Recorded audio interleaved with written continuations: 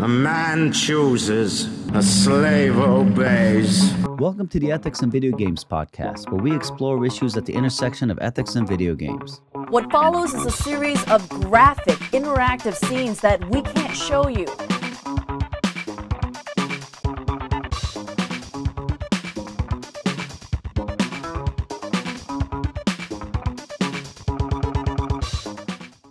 Hello, everybody. Welcome, We're everybody. We're here with Celia Kate Pontin, Gray is a games former writer, advertising journalist with regulator a special specializing in video interest in games. portrayals of sex, sexuality, She and wrote the relationships UK's in video formal games. guidance on She's how to currently advertise working on in-app writing for purchases several and loot games, boxes including without one that's all misleading about people. dating. Something no we'd sex, like to happen. implied sex. Celia's doctorate is on in the her effects spare of time, she enjoys interactivity, cooking, on whittling, and interpreting pottery, video game narratives, like a character and out of Wind of the she works with Willows. organizations Kate, as a welcome research to the show. consultant on the evidence base for public health policy in alcohol, gambling, and We're video recording games. the day before Valentine's Day. Celia, welcome to the show. Not that Valentine's Day necessarily the day for cakes or anything, but I thought I'd throw that in. The UK's Let's just formal start with guidance what on how are to advertise in in-app purchases and loot boxes without misleading people. So what does that mean? And is this something that most governments publish to help video game publishers decide how to advertise? Yeah, so it is. It's not until I have to write this down and hear it described by other people, like in my words, that I realize that actually it doesn't mean anything what I wrote. I mean the sentence describing it. The guidance itself is very meaningful. So the way that the advertising codes are written is there is the rule book, right, that are called the advertising codes. There are two of them because there's one for TV and radio and one for everything else. But some of those rules are quite generic. So, like, you can't mislead people. Like, there's a rule that's you can't be misleading. And that differs in application. So in broadband speeds, how you demonstrate that you are claiming something correctly is very different to how you demonstrate your pricing history isn't misleading. And so for some stuff, CAP, who write the rules, will say, okay, well, in this instance that's quite big and important and specific, here's what you do to comply with this rule. And that's what I wrote, right? In-app purchases are weird, right? Compared to other consumer purchases, in-app purchases and loot boxes are like, they're not quite like anything else. And so it was decided that there was a need for formal guidance to explain, well, when it comes to this kind of weird niche scenario, here is how you advertise without misleading people. And it covers advertising the game, right? So if you're advertising a game, is some of the stuff in there actually you can only get it if you buy a loot box, or like or maybe it's DLC, right? But it's not made clear that it's an add-on or a battle pass or something. Down to when you're in the game itself and you're buying something for real money, or what we termed like a proxy for money, because you know how sometimes there are the games where there's in-game currency, but the only way to get it is to buy it, right? And so we looked at that and we're like, no, that's just money, right? It's not like Red Dead Redemption where you can buy it and you can earn it. Like a lot of, particularly the casual mobile games, are like you have to buy it. Right. So it is just money, and there are good regulatory reasons for that actually, but you can't also use it as an excuse that it's not advertising because it's not money. Right. The equivalent here would be like poker chips at a casino. Exactly. I see. So you're talking about buying poker chips in a casino would be regulated the same way you're buying, let's say, gold and gems to buy your product, in a game. Yeah, it's money. Right. It functions exactly the same. It holds the same value as money. It's earmarked for use in this one particular place. Okay. Now we're talking only about advertising here, right? And I wanted to kind of ask if this applies to any marketing activity or only to advertising, and how exactly do you draw the line between these two concepts? I really like this question because not many people realize that this is a question to ask. This is a very smart question. The ASA and CAP, they have a defined remit. It does cover most of what you would think of as kind of that mashed together advertising marketing term. So TV ads, not the sponsorship bookends though, around TV programs, right? Like the sponsored by Domino's stuff that we have all over half of our programming. It doesn't cover like it doesn't cover like really niche stuff, right? So football shirt sponsorships. I don't know. Actually, I just realized that might be a cultural reference point that you don't have. But and like pitch side hoardings and stuff, and it also doesn't cover point of sale material. So if you're in a shop and you see like all the stuff they have around, or the labels on the edge of something, or the packaging of something, it doesn't cover that, which is a broader marketing term, but it covers newspaper ads. It covers social media, including influencer marketing. It's my other claim to fame is that I did the case that set the ball rolling on that in the UK, in terms of getting them to actually say that it's advertising. I've caused a lot of work for a lot of people. Yeah, so that's interesting. So if I essentially get an influencer to market my product, instead of considering that kind of general marketing, the UK is considering that specifically a form of advertising. From a rule that has been around for 60 years. It's advertorial. I don't know if you guys have that term, but an advertorial is, when you're reading a newspaper, and usually like a local newspaper, and they have something headed advertisement feature, and it's like a local business has written, looks like an article, and it's not clear is it advertising or not. So the test in the UK is, was there payment from the advertiser to the paper? And did the advertiser have editorial control over that content? And if they did, it's advertising. That's exactly how influencer marketing works. If you pay someone to say something specific, even if those two are kind of loose, like nudge, nudge, wink, wink, kind of, oh, you've got a free sample of something. Wouldn't it be great if you said something positive? Even that passes those tests, and it has to be labeled as an ad unless it's clear from the context. And it's never clear from the context, so it has to be labeled as an ad. Right. All right. Since you're an expert in this, and so we've mentioned on the show, or at least I have, I'm not going to put anything on Andy here. I've had the suspicion, and based on no facts whatsoever, because, I like speculating, that game advertising, especially having to do with microtransactions, might not be taken very seriously by regulators, either because they're, quote unquote, just games, games are not serious enough for regulators to focus on. Or that maybe there's an age or a culture gap that, maybe the sort of thing that regulators aren't paying attention to because they're not in that demographic. Or maybe that the amount of money that spent per microtransaction is just so small that, you don't get lawsuits to get the attention of regulators, like you do with other industries. As far as you know, is there any truth to any of this? I think there are two sets of truth on that. I think that a macro level, there is still this really irritatingly pervasive sense that games are for children. And, my PhD is in game narratives, and it's basically a massive argument for how games and film are like, that they're partners in this kind of cultural discourse. They are cultural objects, and they have these narratives around them. And many of them are definitely not for children, and they're not childish, and they carry these really big themes, and they should be seen as having that kind of grown-up air to them. And I do think, and it's kind of connected to that, there's this kind of sense that a digital product isn't real. So a skin in Fortnite, who cares? It's not a real thing. Well, it has an impact on that person, which does kind of bleed into the part of the loot boxes debate is, oh, you're spending 200 quid and you got nothing for it. You're like, well, actually, no.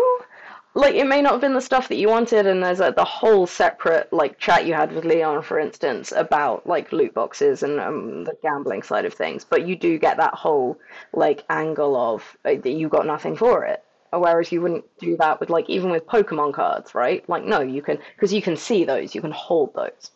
So there is that set of approaches. Now, when it comes to the regulator, and particularly the advertising regulator, the UK advertising regulator is full of people who care about consumer protection on a very comprehensive level, and both as people and as an organization.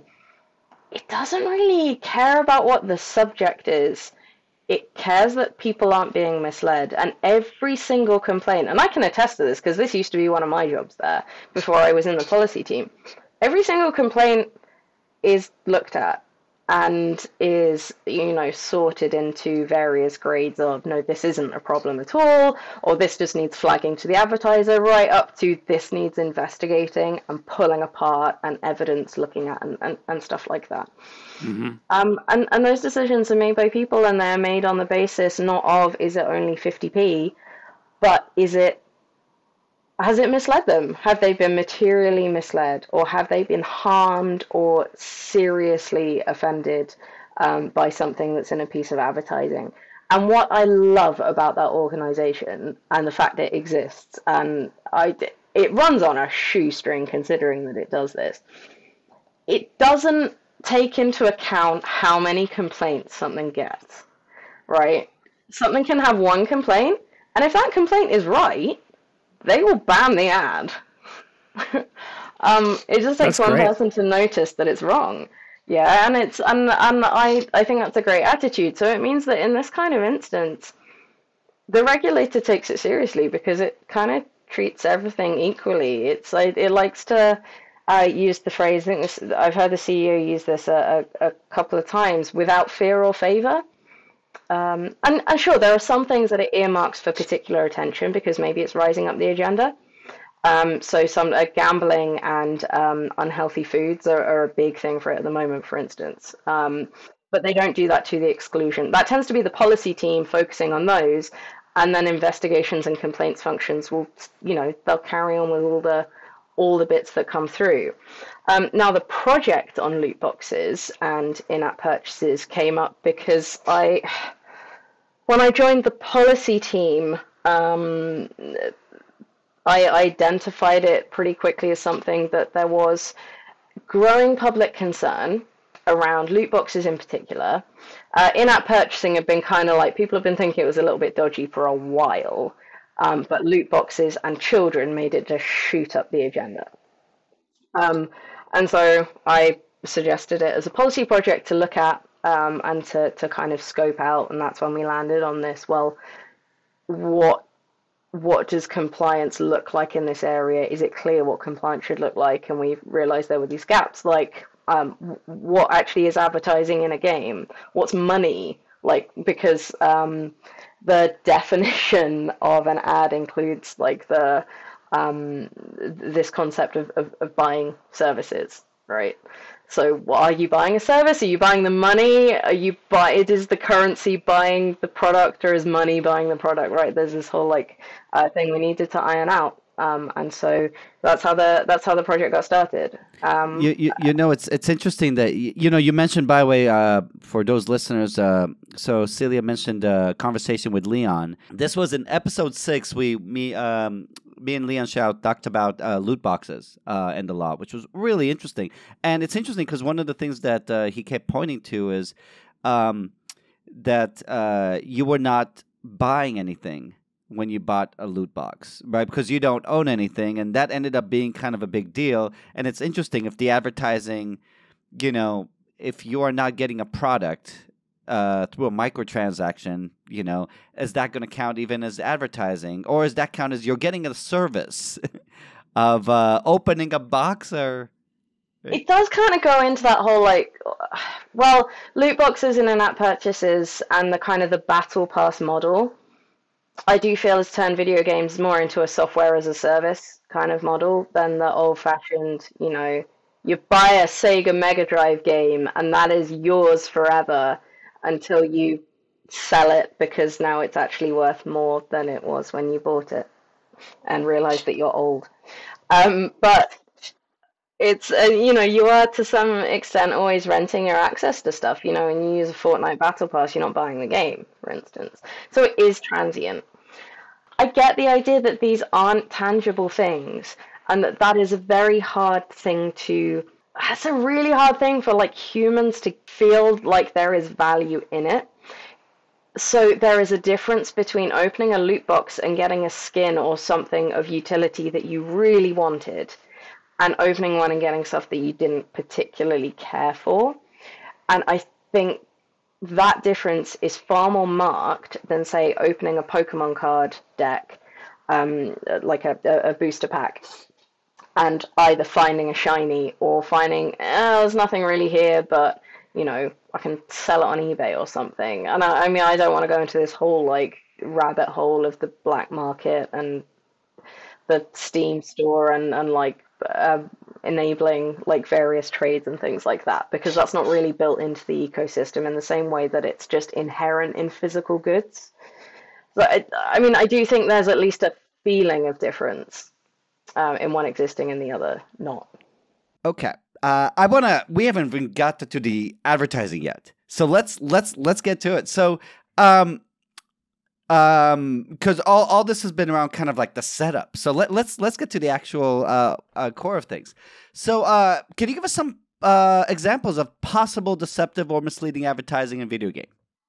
Yeah, so I'm gonna kind of move away from loot boxes and in-app purchases slightly. Great. Because people talk about this a lot. And my personal favorite example of possible deceptive advertising is really idealized like visuals and stuff, or the use of concept art and things like that. So I went to the cinema the other day, and I don't get to go very often because I have a small child. And there was you know what? I don't remember what the game was. But the first like bit of what looks like video game footage comes up, and you can see in the on-screen supers at the bottom, recorded using the game engine, some footage is in-game footage, right? And you can tell the in-game footage because it's 2 seconds at the end of the ad and it's not as good. And it's this mashing together of really high quality. Technically, we did this in the game because it's the game engine. So if your computer was good enough and the stars aligned, your experience might look like this, or this is what the cutscenes will look like. And what you can actually expect from the game.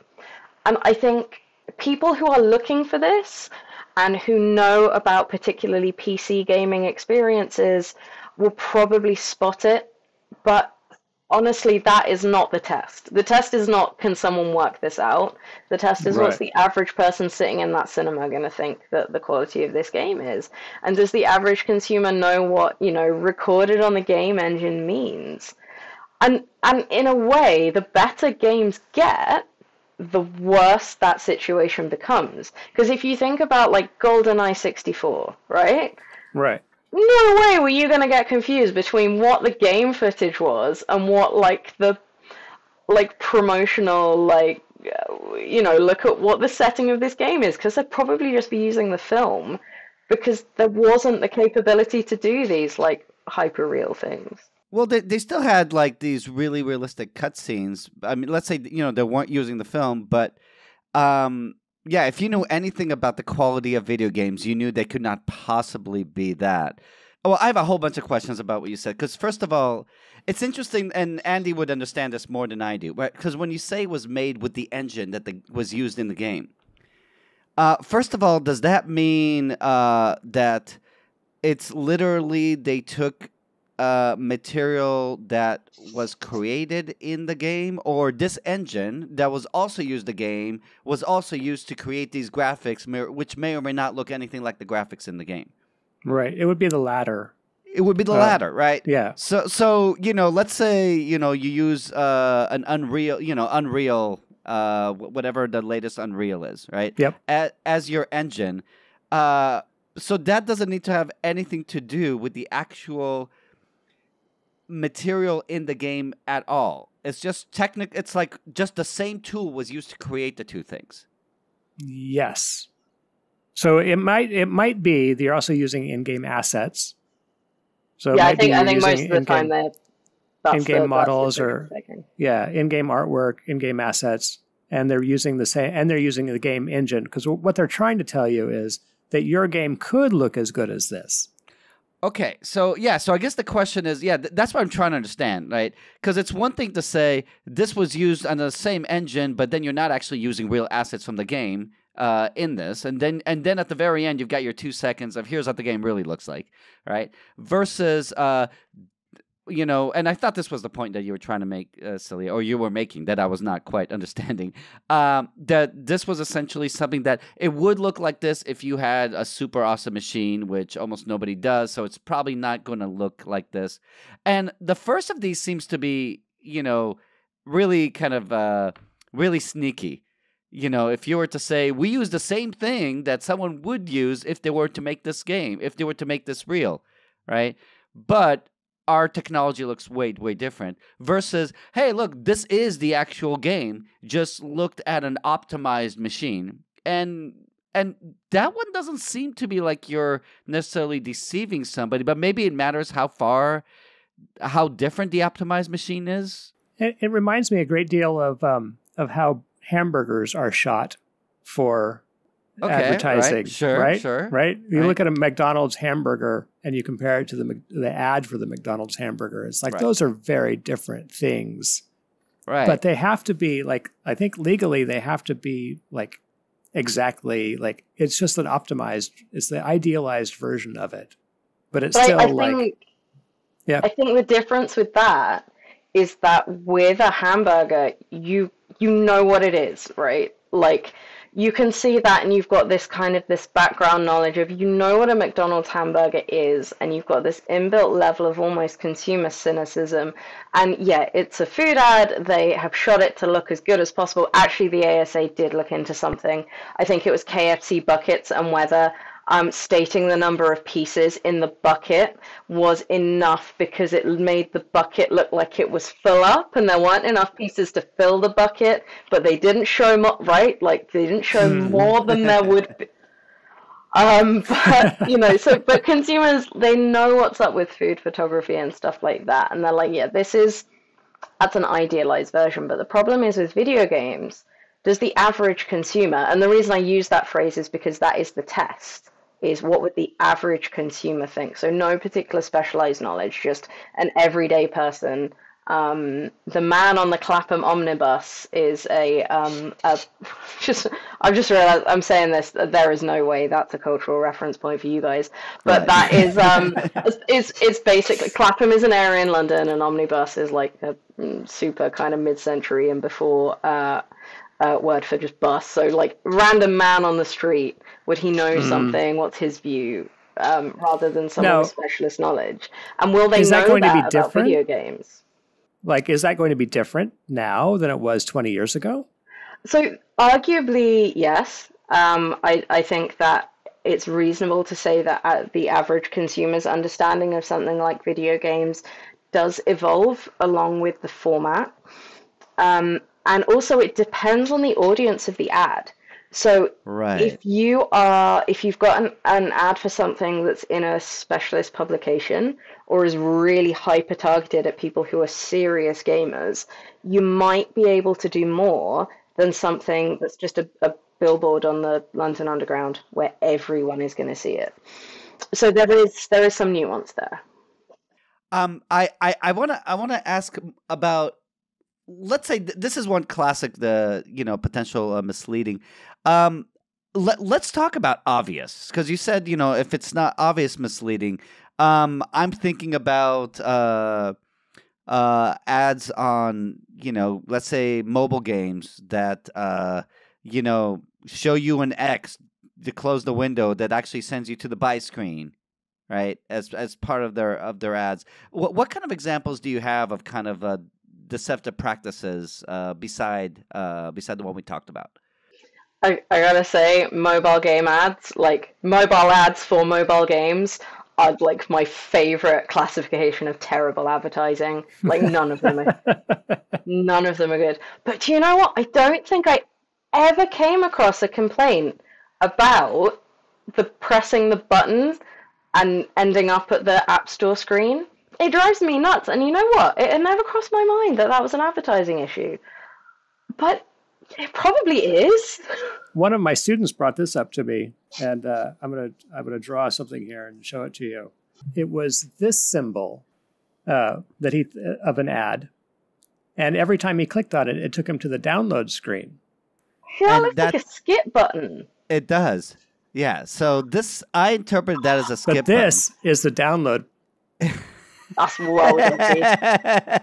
All right, for those of you who can't see, Andy drew something that seemed like it would be a sort of skip, like an arrow to the right, right? And if you flipped it down, then it was an arrow facing down, which would be download. So you're saying it's a download button, it's just sideways. Right. They put the download in button sideways where you would normally see the X or, press to move forward button to take you to the download screen instead of getting rid of the ad. Does this stuff work? Annoy people. Yeah, it's a good question. Sorry, let me take it back. Does it work in getting me to click on it? Yes. Does it, I've never bought a game like this. And look, I'm assuming A/B testing and all that. I mean, they wouldn't keep it if it didn't work, or maybe this was part of the A/B testing. It could have been a part of the A/B testing, or in some cases they don't get, they get some money for click-throughs even if people don't buy. Oh, okay. So, one of the problems with mobile game ads is affiliates. Affiliate marketing in the UK is like quite a big thing. So I still don't quite get why anyone does this at this kind of level.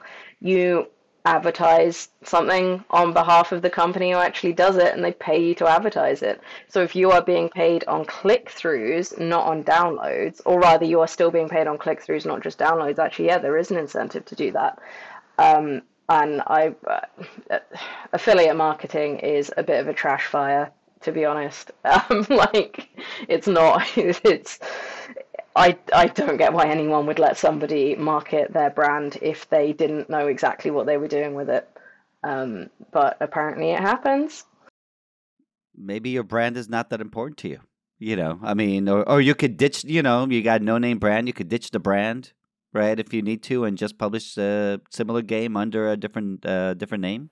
As somebody who cares about their player experiences, I don't understand why anybody would put in ads that they don't control. Like a lot of these mobile game ad is basically you just create a space for an ad, and then this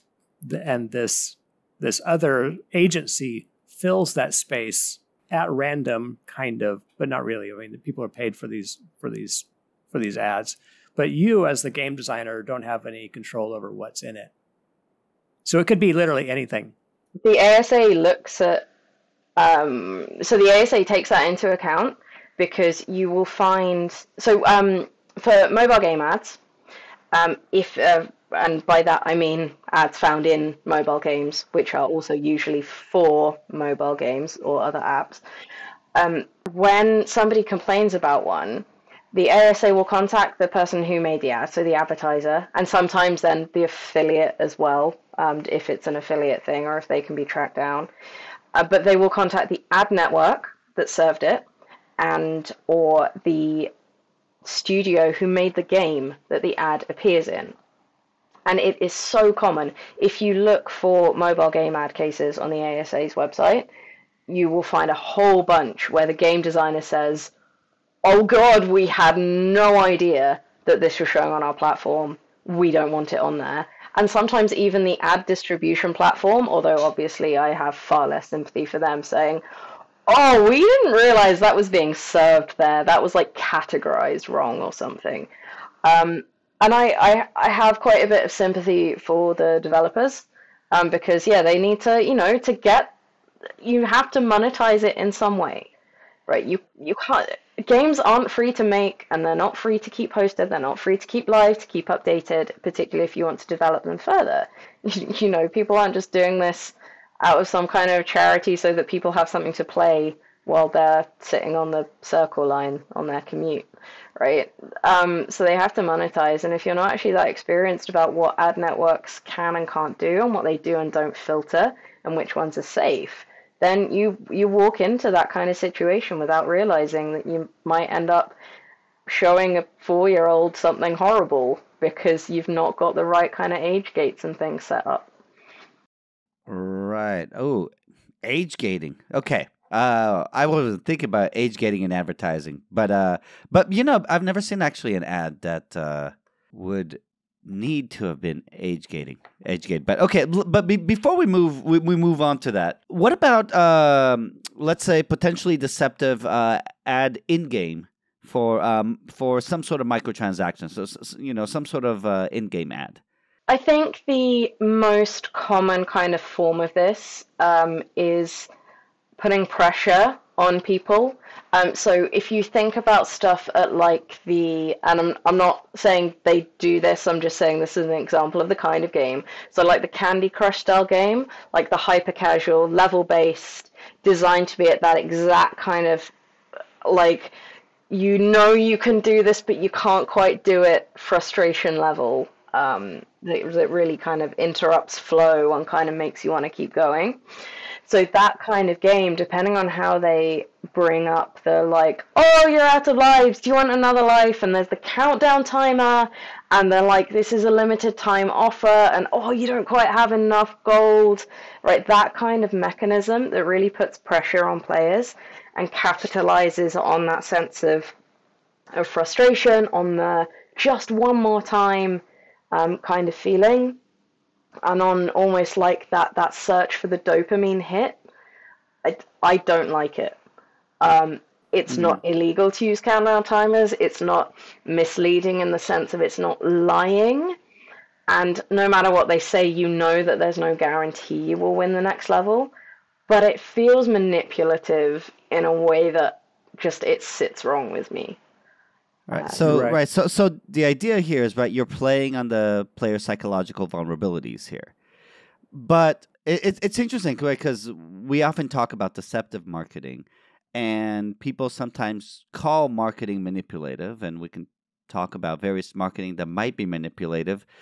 But are there any laws about manipulative marketing? This is something I honestly don't know, because you talked about, laws about deceptive marketing, right? But are there any laws where essentially, if we're not talking about vulnerable population, because essentially if you're talking about, let's say, kids, right, there are laws to protect them from being manipulated. Yeah, so there is one of those.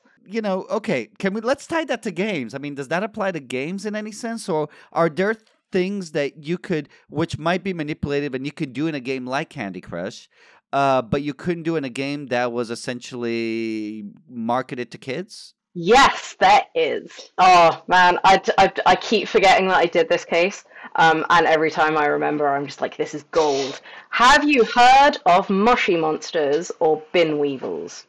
No. Nope. Right. Okay. So these are, they're not as popular now, but kind of about 8 years ago, they are browser-based games for children in the UK. Like popular in the UK. Mushy monsters more so than bin weevils.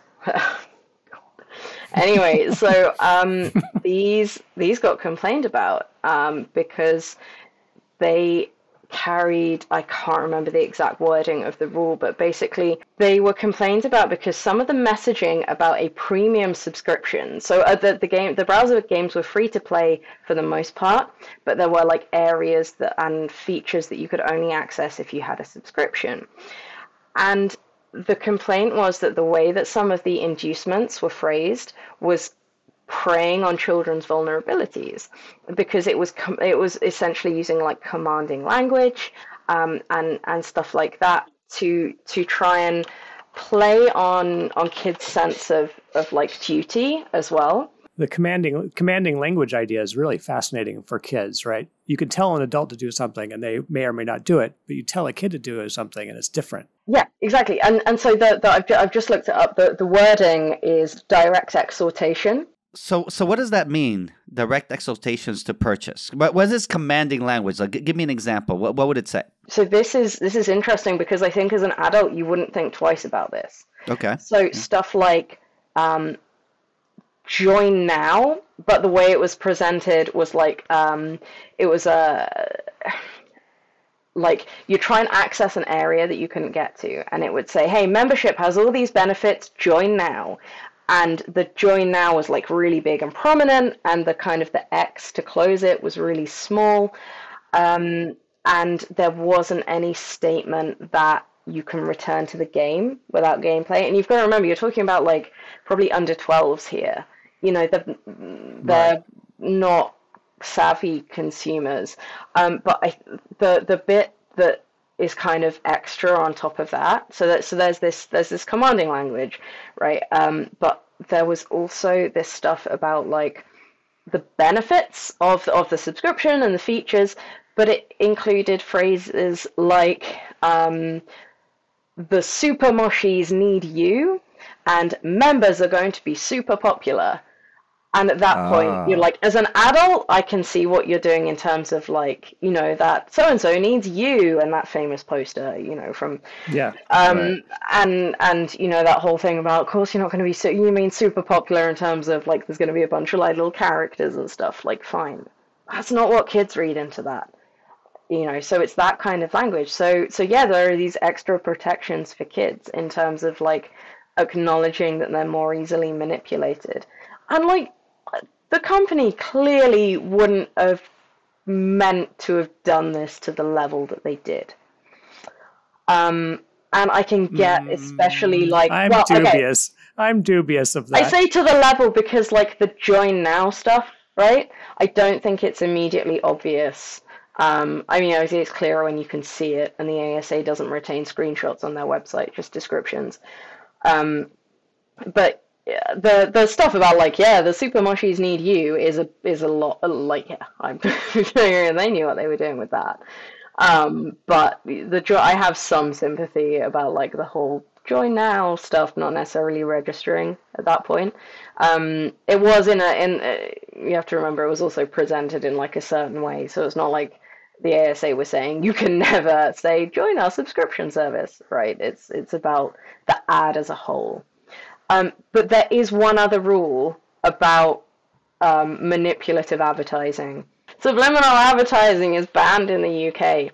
The reason I love this rule is because you can't complain about subliminal advertising, because if it's subliminal, you don't know that you've seen it and you can't complain. And if you complain, you must have seen it, and therefore it's not subliminal.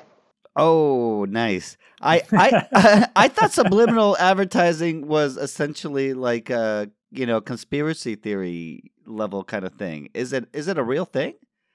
I mean, I guess not in England because it's illegal. I don't know that I don't know that anybody ever effectively used it. It's really apocryphal. Can we go back? I would like to go back, if we can, to the idea of the countdown timers. Oh, the countdown timers. The countdown timers on an ad in a game for a service that is virtual and you're on your phone already. Isn't that misleading intrinsically? Like, here is something that we could sell you anytime for this price. And we actually don't even know what time it is because it's happening because of your gameplay. Your process through the game has made this ad show up. So we as a company don't even know when this is. Wait, so is this an ad that comes up essentially where you have like 5 minutes to buy this item? Yeah. Otherwise, you won't be able to... Or worse, you have 30 seconds. 30 seconds. All right, so sort of time crunch, and at the same time, the item is available at the actual store. Right. Because both of those could be potentially things, right? One seems like you're deceiving because you're making it seem as if there is a time crunch when there isn't. But the other one seems like it could be manipulative, in that you're creating the illusion of importance through the time crunch. Which, by the way, I and my son spent $20 of his allowance yesterday doing that with something from Rocket League. Right, he was like, "We got to get it now." Every day, he's like, "We got to get it. There's only 2 days left. There's only 1 day left. Right? We got to get it." But he got it, and he's happy. And you know, I mean, the time crunch did get him to do it, but did it manipulate him? Well, there are two sides to this. One of them is video game specific, and the other is very broad. So, the advertising codes cover what's called promotional marketing.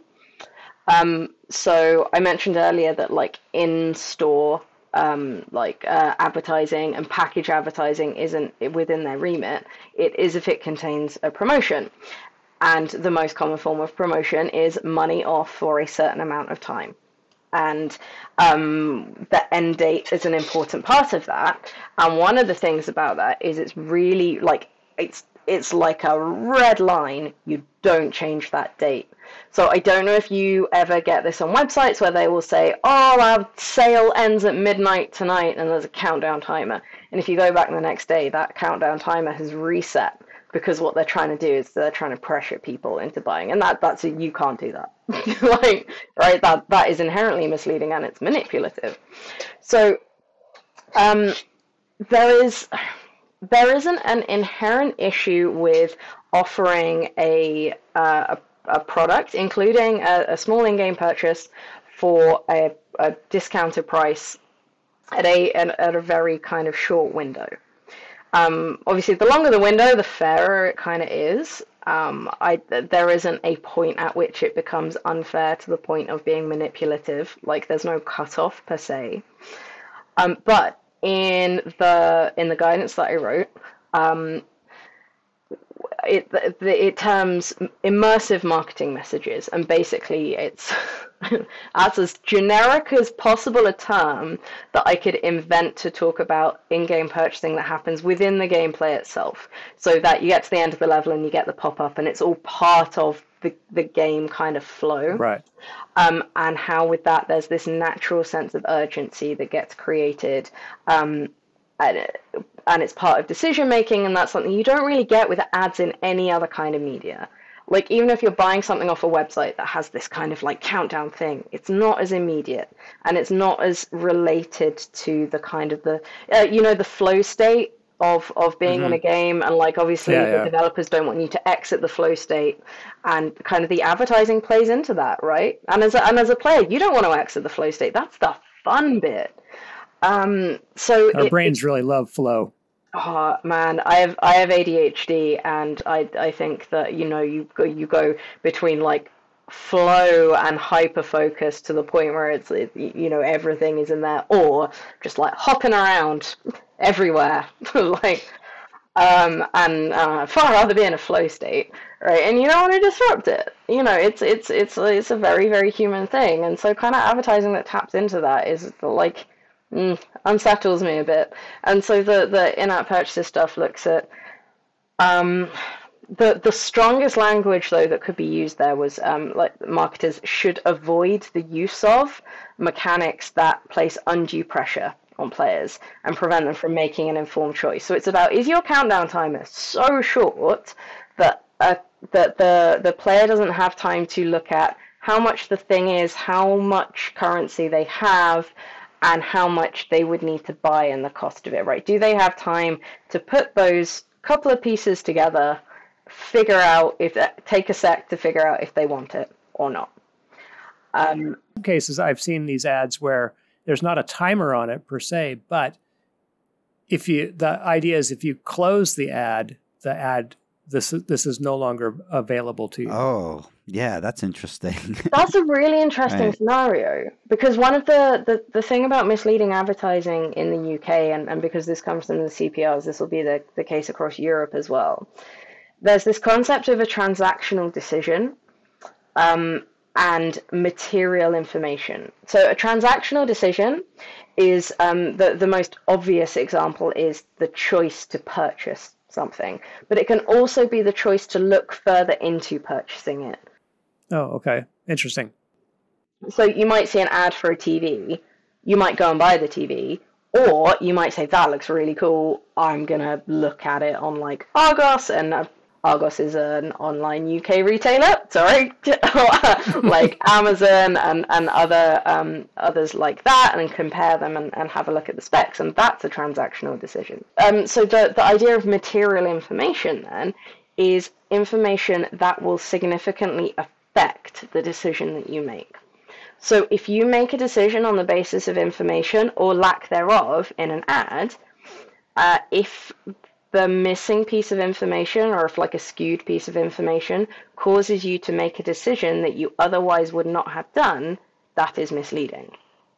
And so is there information missing in that, like, close this down and you don't get it again? If there is information there that you need and you can't get to because you can't close the ad, then, I mean, I don't think this has been tested by the ASA, but it seems highly likely that that would be a misleading ad. And the mechanic that sets it up is therefore a problem.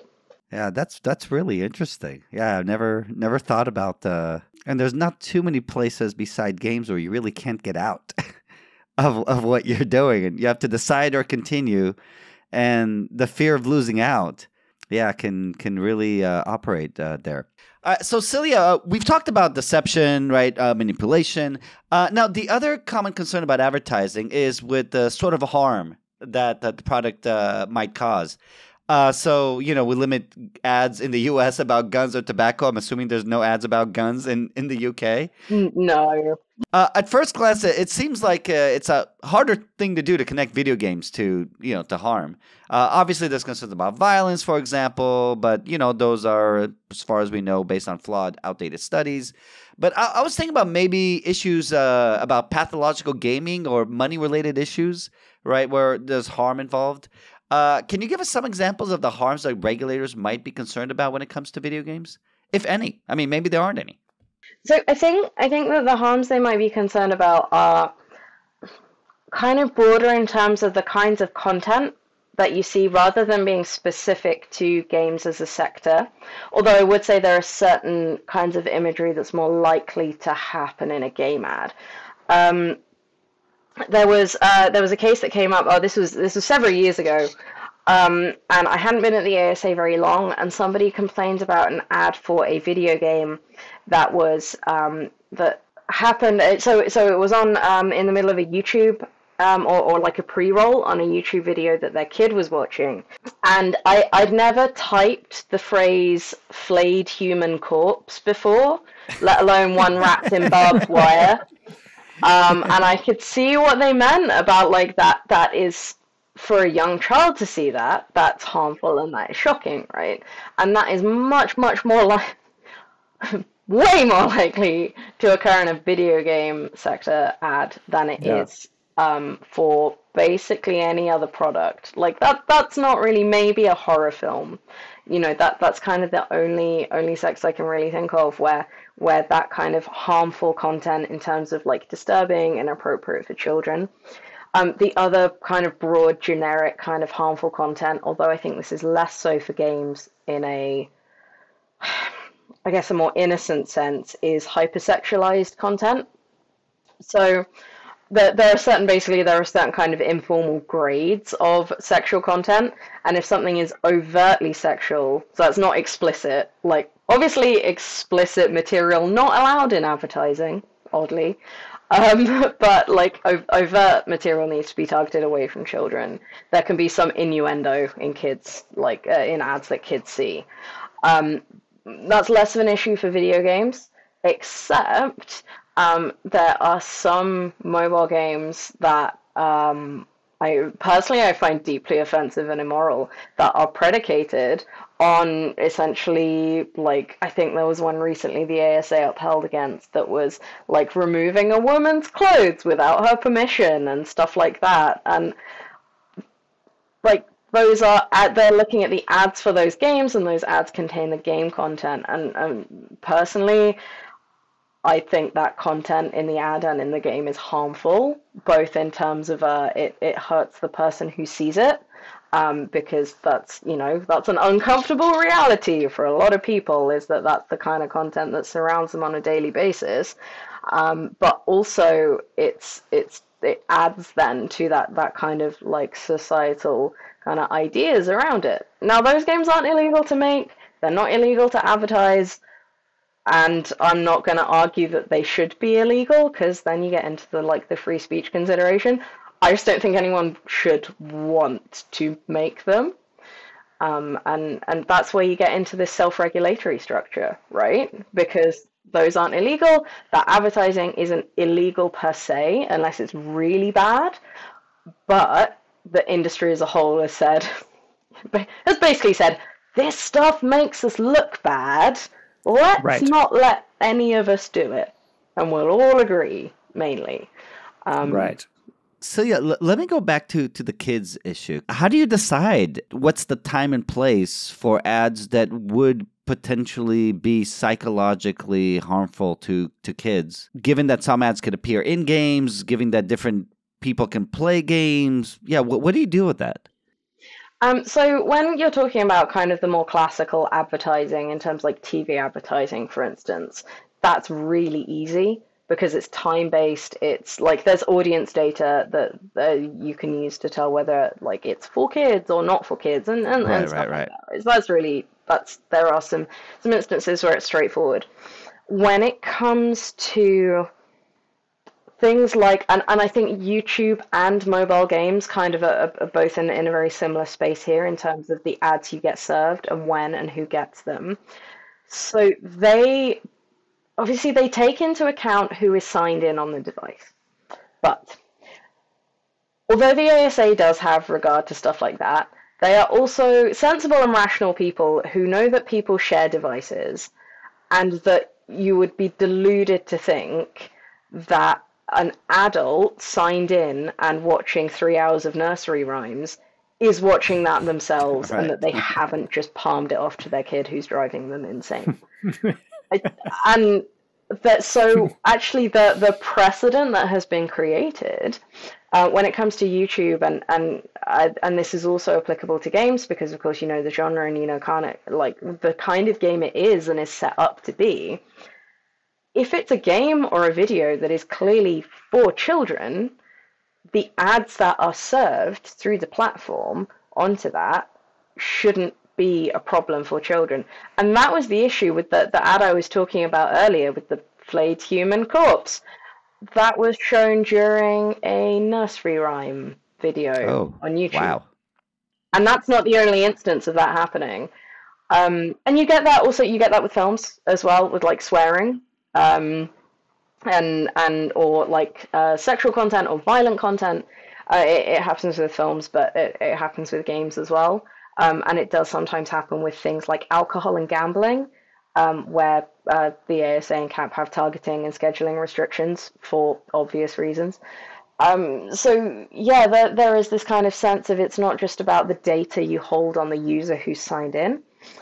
It's about looking at the context the ad is being seen in and being like a realistic human being about it. Okay. And taking that into account. And I do think that sometimes, particularly in the earlier days of that policy being set,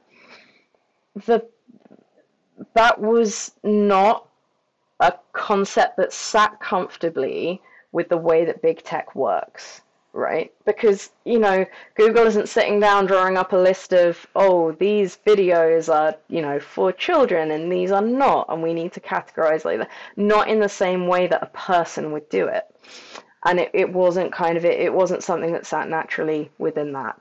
So I think for a period, and not deliberately, there was probably a period where it was a very dicey thing to be trying to advertise a lot of different kinds of content or alcohol or gambling on YouTube, because who knew where it was going to get.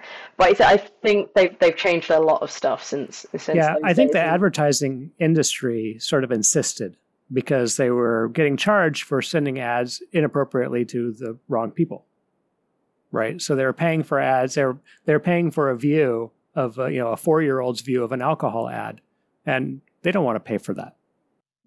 And I think that's it's something you have to be realistic about, right? Like, so there is a degree to which the advertising industry does self-regulation, at least in the UK, because it's the right thing to do. And because there's this recognition that just because something is legal, it doesn't mean it's moral, and it doesn't mean it's good. But there is also it's not a good look for us angle. And when it comes to stuff like alcohol and gambling and other bits, you don't want to be targeting at people who cannot buy your products. Although that's a whole thing in the UK at the moment, is like alcohol and children and targeting and stuff like that. There are some very divergent views. Oh, really? Good Lord. Okay, guys, I want to take the last topic that we're going to touch on. We'll touch on briefly. You know, you've already kind of touched on a bunch of things that might be offensive, because this is kind of our last kind of common concern about advertising. For many people, they don't want advertising to be offensive, right? We don't typically hear swear words like fuck in ads, nor do we see nudity, right? The whole idea of offensiveness, and you've talked about some issues that might be considered offensive when we talked about harm. Can you give some example of possible offensive advertising in a video game? So I don't have a specific case study. It's a little bit kind of tricky to track down. But when we're talking about offense in advertising, there are two tests, which is serious or widespread. So that's to catch the idea that sometimes something can be really offensive to a small group of people. And if you think about religious offense, for example, like that's not offending everyone in the country, but the people it affects, it really affects. And then widespread is just basically everyone across the UK going, oh, mate, no. So that was possibly the most British thing I've said in the last 90 minutes. That was good. I like it, yeah. I don't know, the omnibus thing, that was I know. That was very British, yes. It's our laws and our way of talking about our laws is full of the most ridiculous, like Monty Python stuff. But yeah, so you have this sense of you have to balance this idea that everyone can potentially find something offensive. And just because somebody complains about something being offensive doesn't necessarily mean that that is going to be a problem, that it's going to be something that the ASA says, oh, yes, no, this has offended this person, so it must be taken down. There is a lot of scope for an advertiser to slightly offend someone or to offend a few people, but without it really being enough to tip over the bar. Because although we're talking about self-regulation and effectively, therefore, self-censorship to some degree, there is still a very high regard for free speech, and also, frankly, avoiding the accusation of being po-faced. Is that a term that you guys have? I don't know. That sounds like it's probably it basically means like being really humorless, and deliberately not getting the joke and stuff like that, right? So you do find that. And I mean, you mentioned swearing, and I think you might find it interesting that the communications regulator, who also regulates advertising as like the legal backstop, has what is colloquially referred to as the shit list, which is a ranked list of offensive terms, from like grandmothers don't like this to everybody agrees that this is really offensive. So there's this kind of like sense of you can grade offensiveness. So actually sometimes there are swear words in ads, and they might be asterisked out or they might be alluded to, but depending on the depending on the way it's done, you may or may not get into trouble. But if you allude to the word motherfucker next to a school, you will get your ad banned. Okay. All right. That happened recently. Celia, our last question. What do you want to leave our listeners with? One of the things that I find the most fascinating about this whole topic is that idea of you've got a legal framework sitting next to this softer harm and offense moral framework, almost, right? And it's that idea of just because something is legal doesn't mean it's good, doesn't mean it's right. And to a certain extent, as people, we self-regulate, right? You don't sit on the train next to a small child and start swearing at the top of your lungs, right? You could. No one's going to arrest you for doing that, but you recognize, or at least most people recognize, that you just don't do that, and you hold that back. And it's kind of, that's what the advertising industry and then the games industry, as their part of that, is effectively doing with some of this, with some of the stuff that they are holding themselves back from doing that they could be if they wanted to.